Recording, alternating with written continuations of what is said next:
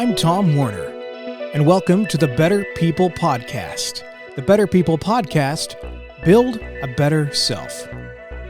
Thanks for joining us. Today, we're continuing our focus on defining who you are by building your core. This is part 4, titled Identifying Stress.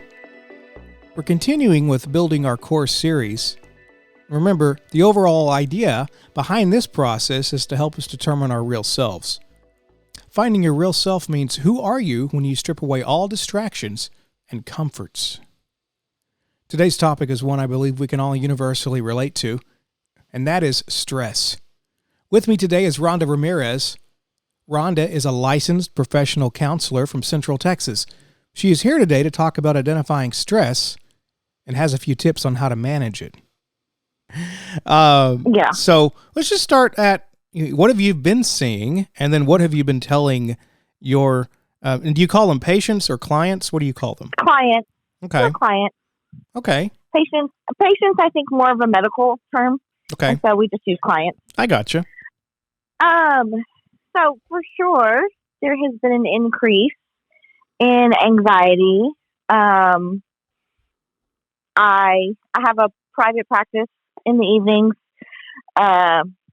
In the last several months, I've had 15-ish caseload in the evenings. Most weeks, see most of them. So it has definitely increased. And yes, for sure, COVID had a huge impact on that. But yes, previous to that, how to deal with anxiety well. Just in general, I think previous generations have either just ignored it, pushed through, or have been taught to compartmentalize kind of really well. All of those things are coping skills. None of them are coping skills that are sustainable for an emotionally healthy person. Like, those things come back up anyway. So what would you define as you said compartmentizing or compartmentalizing? Compartmentalizing. Mm-hmm. Okay. What is that defined as? So that's defined as I'm trying to think. So the best description would be like you only handle the stressors of work at work, and then as soon as you leave work, you shut that off and do not consider it at all. You only handle at home, and you shut that off when you go to work so that you can be productive. So, if there are other environments that you're in, mm-hmm. you compartmentalize those stressors or those events to only that specific thing. So, I mean, the easiest way to see it is in soldiers. That's what soldiers are trained to do, right?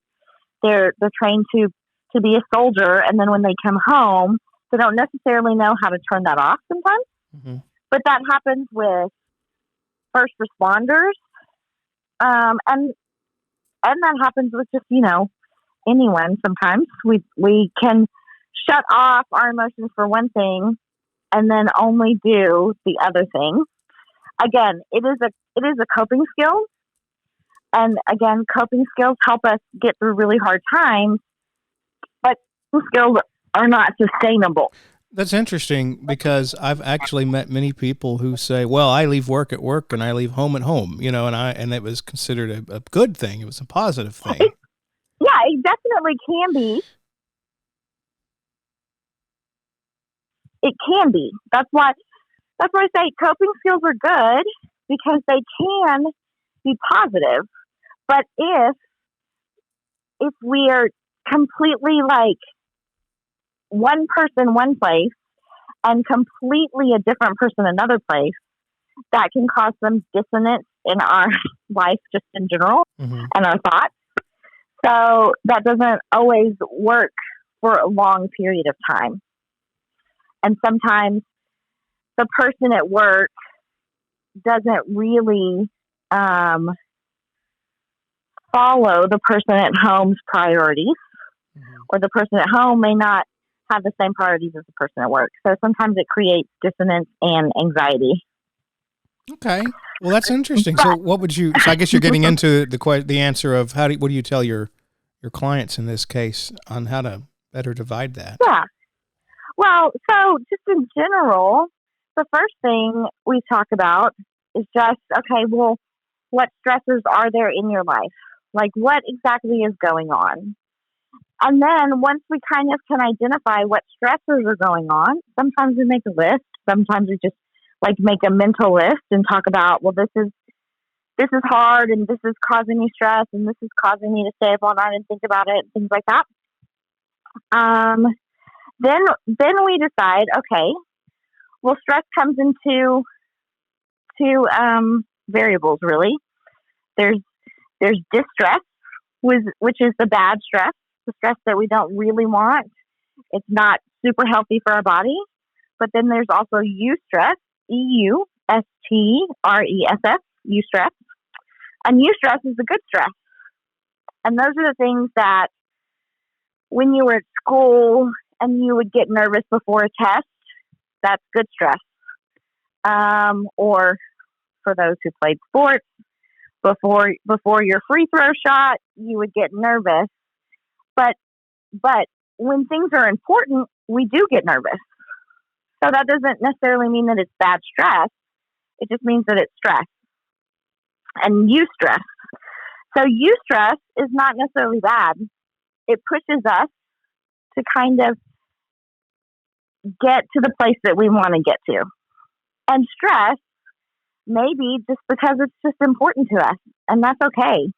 Like if it's important, you're going to feel, you might worry about it a little bit. If it's important, if you have an interview coming up, yes, that's stressful, but you're worrying about it because it's important. So that's not necessarily a bad stress.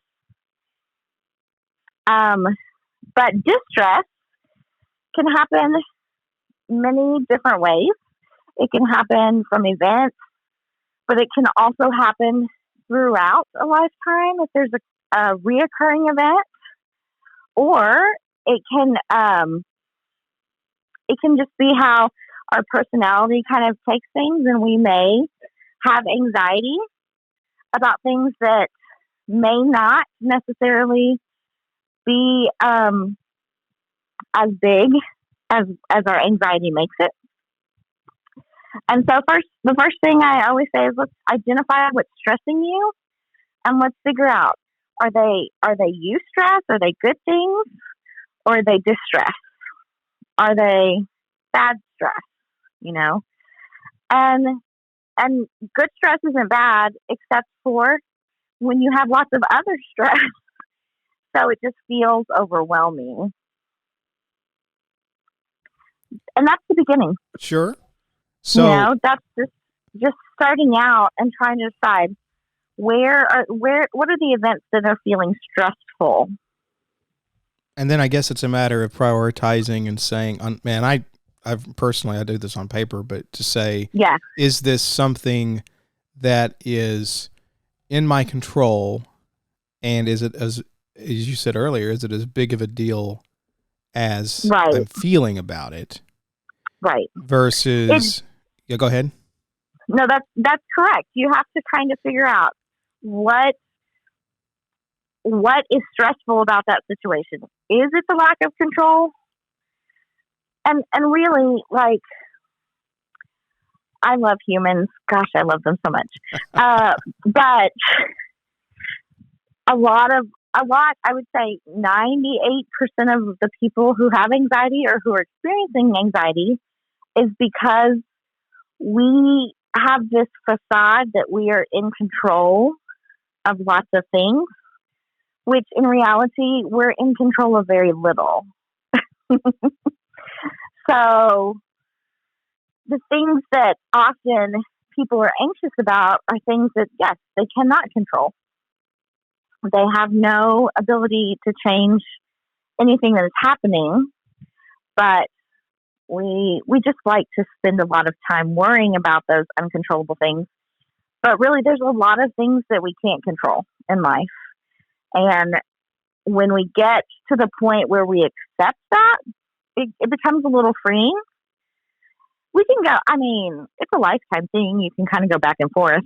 Sometimes I have to be reminded, oh, wait, this isn't my job. Or I can't do anything about this. It cannot take my emotional energy today. I have other things that need my emotional energy today.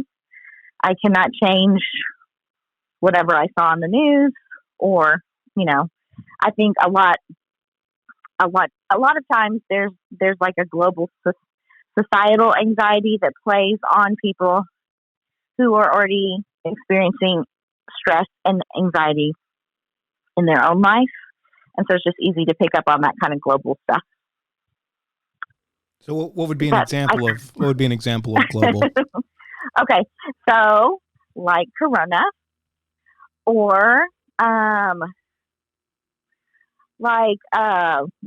some sort of civil war happening in another country that you happen to see something about, and then you fall into the hole of looking up articles about that, and then you create this anxiety about a country that you may be able to help benefit, but you really can't do anything right now.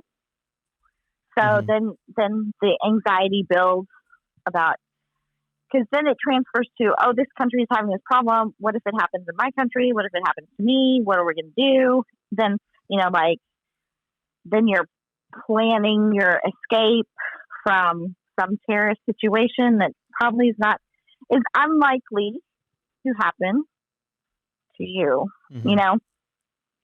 So we let our minds kind of run. And I always say, like, the anxiety is like on a train. And if you get on the train, it's hard to stop it. But if we can figure out how to not get on the anxiety train, it's much easier, because once the train goes, it just gets faster and faster. And it's hard to stop when it's faster. So, we have to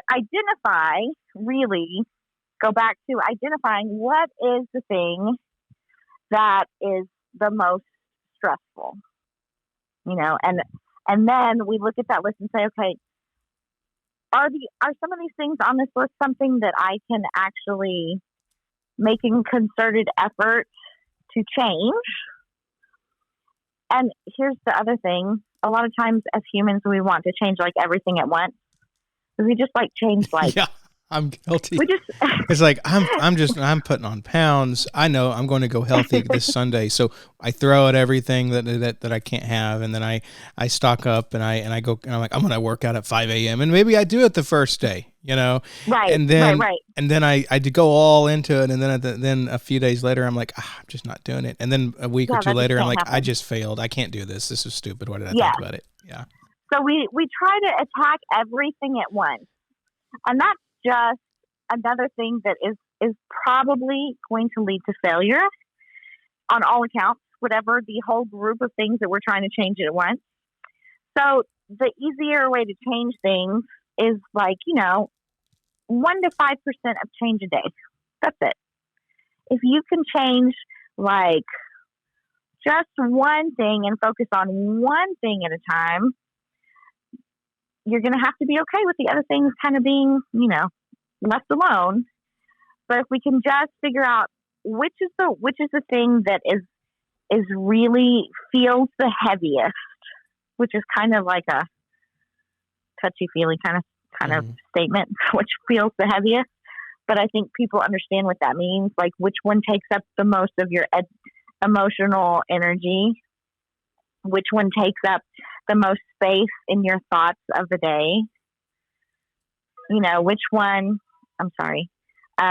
one is taking me out of like my normal everyday interactions. That's the one you start with. And that's the one you say, okay, this is pretty big. Let's figure out how we can just change a little bit. Right. And is your goal to eliminate it, or is your goal to find a management center? And the reason I say that is I know sometimes things that would be considered stressful are borderline good stressful, but Right. but like if I'm going to see the growth I'm looking for in my life, I know I'm going to have to grit my teeth and deal with this. Mhm. But I guess, and I obviously that's a larger question. Like how long do you dedicate to that? When do you decide this is something that's just not worth it? I know that's a varied I think answer. you have to be really graceful with yourself. That's the first thing, because we are definitely harder on ourselves than we are harder on anyone else. Um, you have to be graceful with yourself, but any movement is better than standing in the same place. That's my thought. Right. Right. Even if it's a mismove, even if it's like, oh, that didn't work. Well, okay, now we know that's off our list of things to try. Like any movement in my mind is positive, because we're either trying things and figuring out that they don't work, or we're trying things and figuring out, oh, this is a positive thing to do. I need to kind of keep this one going. So in my mind, movement is good, and the reason why is because um, stagnant things die, Mm-hmm.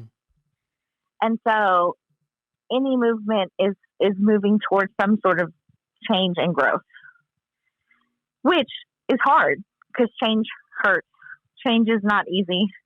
None of us. I have not found one human being who, when is very honest, says, "Oh, I love change." Mm-hmm. Sounds I good haven't during found some. sounds good during a job interview. I love change, but in Right, reality is exactly. we hate it. No, nobody really loves it. There are a couple people who will say it for whatever purpose, but nobody really loves it because it's hard, and it's not something that comes easily to us. So we all have to be like, okay, you have to be okay with failing at something and being okay with knowing that, okay, that did not work. We're going to cross this one off our list. We have learned something.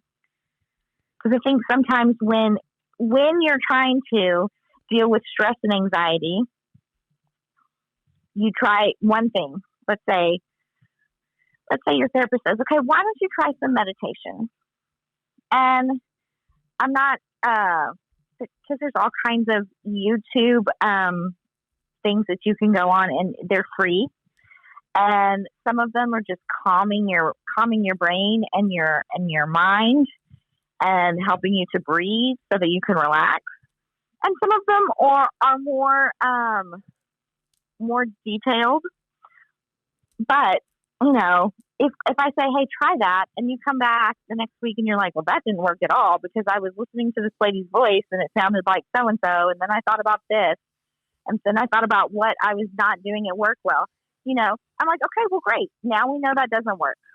Either Or we try another one. yeah, I was going to say either it doesn't work, that method of doing it doesn't work, Right, or it's like right, saying exercise. I tried exercise once; it was the worst ever. Well, right. okay, well Yeah. we know exercise is universally a good thing, so let's Mm-hmm. try some. Maybe you went too hard at it. Maybe you should Right. have done something else. Yes. So I think it's a lot of it is being graceful with yourself, and I do think that below maybe at my generation and below, maybe that there is this extreme fear of failing,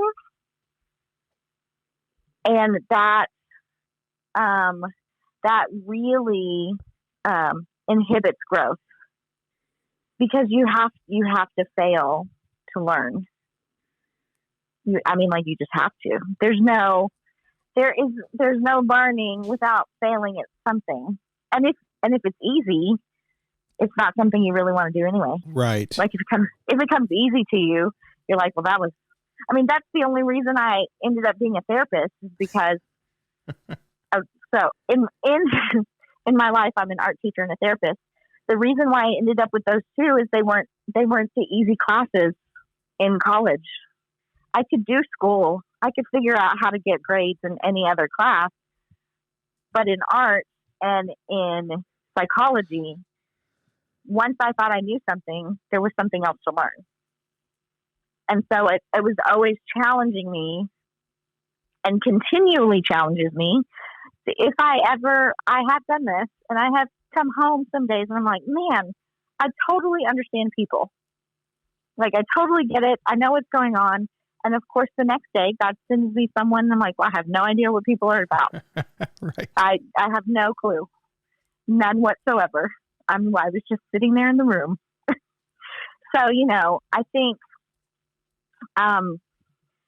the fear of failing definitely increases anxiety in all parts of life.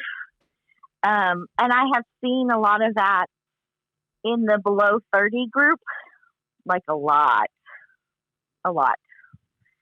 And we have had, with my particular group, we've had to work on that a lot. Like, it's okay. Like, you're not going to know the right answer the first time, sometimes the second time, sometimes the third time, but you will figure it out. What do you think? What do you think contributed to that? Like, what do you think has contributed to that?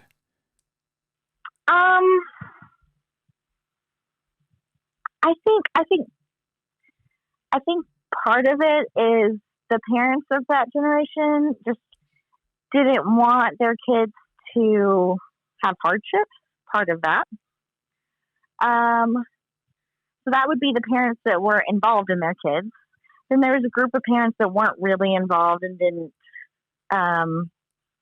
didn't even direct some of that generation in life.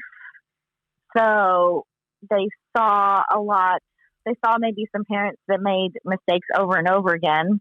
And so the fear of them becoming that has created fear for any experiment or risk. It's really interesting. I haven't gotten to the bottom of it yet because I keep trying to figure it out. But I think those are kind of two ends of the spectrum. And I don't know. Also, they kind of lack some resilience. But some of that is just letting your kids fail and building resilience when they're young and knowing that it's okay. So I think that's what I think. Yeah. But I don't know. I still I'm really trying to figure it out because it's really hard for that kind of under 30 group. I mean, even in my high schoolers, it's hard, but hopefully I kind of get it there before they leave high school. But that under 30 group is really, really anxious about not having the right decision. I also think here's another little part. I think they also have like these idealized thoughts about how life should go. And anyone who has lived in the real world knows that our thoughts are never how life really actually goes. It may be better, but it could not go the way we thought it was going to go. And they just kind of hold on to those ideas. And the tighter you hold on to something, the more anxious you become because you can't let anybody take it out of your hands or you can't let anybody take it out of your mind. And so because you've taught yourself this is what it's going to be like, this is what it's going to be right. like, and then you've made efforts into that area, but then something happens. Yeah, I know that with and I'm just using a sec like med students or people that are in college that they've said I'm going to be this. Well, they realize and I say med students, it really could be anybody that they've made a commitment to. This is my career. Mm-hmm. This is what I'm focusing on. Yeah.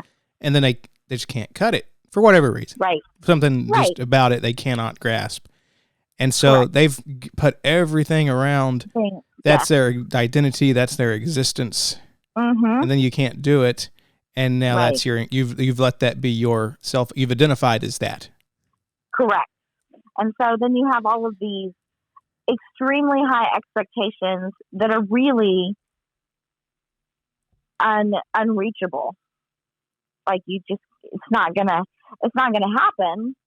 hey, but if you let go of those expectations just a little bit, you might kind of sidestep over here and find a really great place to be, and it might be better than your expectations.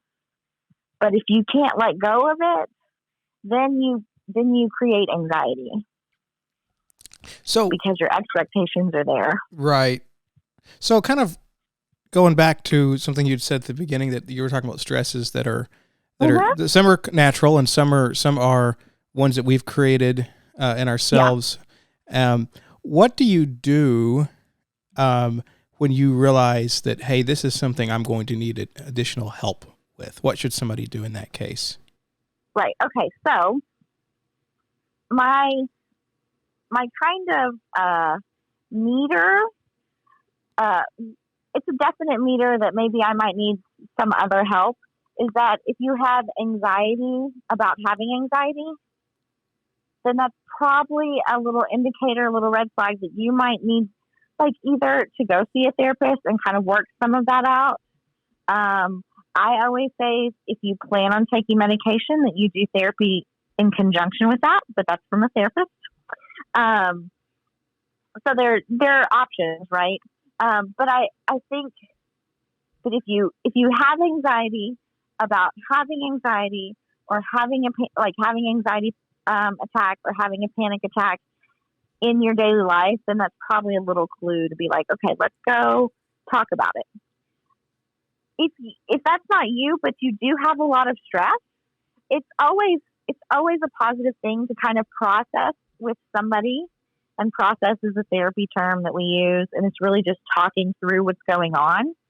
Um, it's always a good idea to just kind of talk through what's going on, because it feels lighter like that. I'm sure there are scientific papers that back that up, but I just know when you share it with somebody, it feels lighter, and you don't have to carry it, because when you keep it all inside and don't talk about it at all, it becomes that, like, monster in the closet when you were little, and it gets bigger and bigger because you haven't talked about it. And so you know that it's this huge monster. But once you go kind of talk with somebody, it's like turning on the light and realizing it was like the tiny little cricket that just had a big shadow, you know? And so when you kind of bring things out into the light, they become smaller, and they have less kind of hold over you, or they feel lighter, and you can be like, okay, well, you know what? I just talked that through, and it's still there, but it doesn't quite feel as huge, because when you don't talk about it, it definitely grows. And that's what our brain does. It's really good at making up stories and making and you can say, this is what I think is going to happen. And of course, it's going to be the worst thing, because that's what our brain does. And then sometimes you can manifest that if you just keep, right. If you tell yourself it's the worst thing that's going to happen in your perspective, well, that is the worst thing that's going to happen. I'm not getting all, what's the word I'm looking for? Name it, claim it. If I name it's going to be bad, it's going to be bad. No. But if your attitude going in is going to be, this is not going to work. Well, guess what? It's not going to work. Yeah. No, the actual name of that idea is a self-fulfilling prophecy.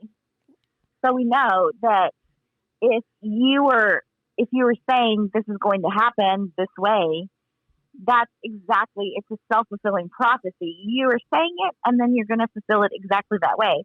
Now, here's the thing. The great thing is a self-fulfilling prophecy also works in a positive way, which it is kind of name it, claim it kind of thing. I know that doesn't sound super scientific, but the self-fulfilling prophecy does work in a positive way too. When you say, okay, I'm really stressed, I'm overwhelmed, I'm going to try to talk to somebody, I'm going to try a therapist and see how that works.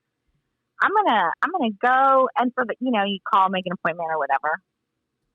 And it's that in and of itself is anxiety producing, because you're going to go talk to somebody you never have met, and you're going to tell them things that you never would tell your best friend. I understand that is anxiety producing in and of itself.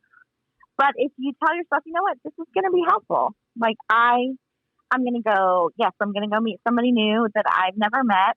And it might be a little awkward at first, but this is the way to help me figure some of this out. Then you've already kind of got on this positive train, and that self-fulfilling prophecy will work in a positive way. And so if you're a teacher out there, it also works in a classroom. If you assume your students are going to succeed, they will. If you assume your students are going to fail, they will. That's the way it works. So it works on an individual level in your own brain, and it also works in groups. I've kind of talked all the way around lots of different things, so I'm sorry. No. It's definitely not something that 32 minutes of time will be discussed, and and solved all the world's problems. So I wish. I guess and I'd love to have you back on for others coming up, because we can explore those. Process. We'll use the term you just used. Yeah. So I guess if there was any takeaway, if there's something that if someone came to you and just said, I feel overwhelmed and I'm stressed, what's the first thing you're going to tell them to do? Well, the first thing I would say is, okay, well, let's breathe for a minute. And not just like normal breathing, like super deep breathing. And the reason why I say that is because when we take really large breaths, our brain just a tiny, like a minute pause and an influx of oxygen. And so that's something what happens. But the pause is really good because especially those of us who have a lot of stress and anxiety, our brain never stops. And so that pause, it's like a forced stop. And it's like a tiny millisecond. And the breathing is like you're intaking as much air as you can take in, and you feel your lungs expand and like push on your ribs. And then breathing out, you breathe out like you're going through a straw as slow as possible. And you do that a couple of times, and for a minute, you can stop and think. And even if your day is kind of crazy and stressful and you can't stop thinking, at least for those 3, 5, 10 breaths that you do, you can at least have a little pause and say, okay, let me kind of reset and let's figure out what's the most important thing for me to do right now. Mm-hmm. And that's the first thing that I do is just talk about breathing. And then some of the other things that I do at the beginning is check and make sure, are you drinking water? Like, are you sitting there drinking Cokes all day? Probably not going to be very helpful. But are you intaking water because your brain needs to be hydrated? Are you eating normally? Are you having 3 to 6 meals, 3 big ones, 6 small ones, however you want? But are you eating kind of normally? And is it kind of balanced? Or are you always eating fast food? Or are you always eating sugar? And we go back to the complete basics. Are you getting sleep? Is it good, restful sleep? Because you may be asleep for 2 hours and then wake up for 3 and then 2 hours again and then 3. And that's probably not very restful sleep. But if you can get, 6 on the low side, I really suggest like 7 or 8 of good restful sleep. That's going to make things easier just to begin with. If we're feeling our body well, if we're drinking water, if we're getting rest, that's going to start us off in a much better place to handle stress anyway. And then if we can take some time to breathe and just stop. And sometimes I suggest if you want to take a breathing break also, you might go outside into the actual world in Ew. nature. Just kidding. I know. Ew. If you're in a, an office or a building all day, if you just step outside and change your environment for just 5 minutes and take some of those really deep breaths and pause, that will give you a little bit of boost to kind of deal with whatever is stressful. And those are the very beginning things, Then we go back to our list and what is causing the most stress. Is that something we can alter? Is that something that we just need to change our perspective on and have like a little paradigm shift, come to Jesus kind of discussion about? Maybe, it just depends. It just depends on your list. Sure. No, I completely But, understand that. yeah. I just think, a lot of times we say we're stressed and we don't often take away kind of that good stress because it's just piled on with everything else. And the good stress, there's nothing wrong with it. It just feels overwhelming because you have a lot of distress. And so sometimes we have to kind of put them into two groups and say, okay, well, yes, this is stressful, but it's stressful because it's important to me and because I want it to go well. And it's okay that I may be a little nervous about that. That's all right. Right. Well, and I know sometimes for some people, the stress, it literally just shuts them down where they're not doing anything. Right. And that creates Right, inaction. And that too can be as equally negative. Harmful. If you're hanging out and sleeping in bed all day, calling in sick, and just because I know people that have been to that level. That's actually probably a longer discussion for another episode. But that's I was going to say that's definitely a different discussion because that is something that does need multiple points of action. I would say the other thing I would say is sometimes when you think about the physical effects of stress, you have those same physical effects when you're excited. Like it feels the same. Like if you're excited to go on a roller coaster, you might be sweating a little bit. You might feel a little buzzy inside because you're excited. You may be like kind of thinking really quickly, maybe in a circle. Well, that's excitement to go on a roller coaster, but those are also descriptions of when people feel stressed. And so sometimes our body is excited, but our mind tells us, well, those are symptoms of stress when we're really just excited about something. And so sometimes we have to decide, is this really stressful or is this like actually excitement? It just feels the same. Because sometimes our brain takes cues from our body and sometimes our body takes cues from our brain. And it goes both directions. And so sometimes our brain is convinced that we are in distress when we're really just excited because it's the same symptoms.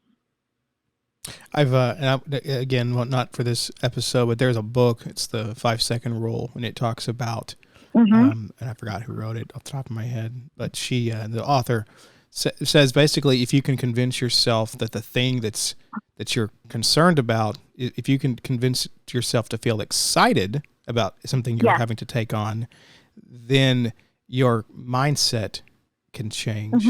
But like I said, I'm going to wind us down here because of our time, but I appreciate you being on the show today, and I actually may do a part 2 next week if you're open to it, to talk about that. And people, they don't want to hear me all day, but so we'll switch it around a little bit.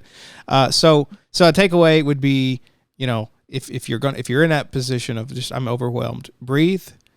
Let's work through work through what could be causing it, like distress or stress, and then look at. You talked about writing it down, and then start identifying items and action points that you can take to calm yourself or maybe shift it to something else. Okay. Yes.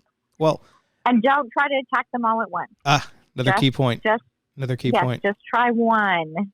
Another key point. Man, this is just branching out into all sorts of topics. We talk about social media and all sorts of Mm-hmm. things that can be instigators of that.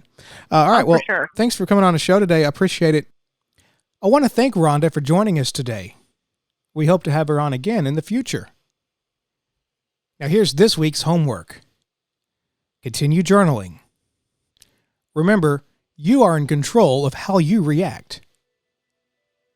Develop healthy routines from the moment you wake up to when you go to bed. And new this week, identify the parts of your life which cause stress and work through them. And, if needed, consider talking to a counselor.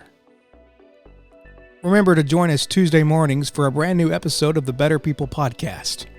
Say hi by emailing hello@betterpeoplepodcast.com. Let us know in which areas you'd like to improve. Thanks for listening.